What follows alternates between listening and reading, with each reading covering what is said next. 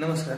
तर आपण विश्वयोग निसर्गोपचार थेरपी सेंटरमध्ये वेगवेगळ्या थेरप्यांच्या सहाय्याने आपण व्यक्तींचे वेगवेगळे आजार बरे करतो.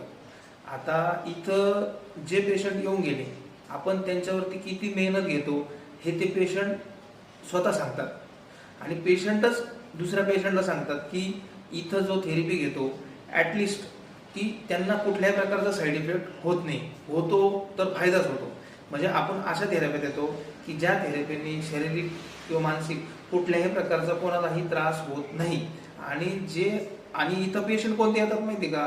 जे लोक 2 वर्ष 3 वर्ष 4 वर्ष किंवा इतर मोठ्या मोठ्या आजारांनी ग्रसित आहे आणि गोळ्या औषधं खाऊन झाले पण ते बरं नाही होते, तसेच पेशंट इथं येतात. आपण थेरपीच्या साहाय्याने वेगवेगळ्या थेरप्या देऊन त्यांना आपण 100% बरं करण्याचा प्रयत्न करतो.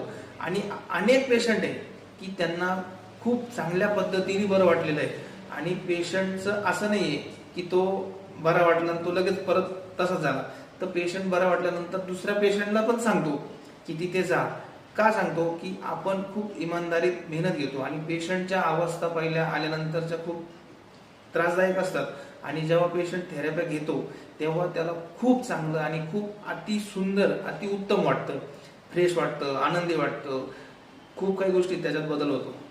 त्यामुळे जर कोणाला जर थेरपी घ्यायची असेल किंवा कोणी आजारी असेल, कोणाचे काही दुखणे असतील, जुने पुराणे असतील, तर त्यांनी निश्चित विश्वयोग निसर्गोपचार थेरपी सेंटरला भेट द्यावी.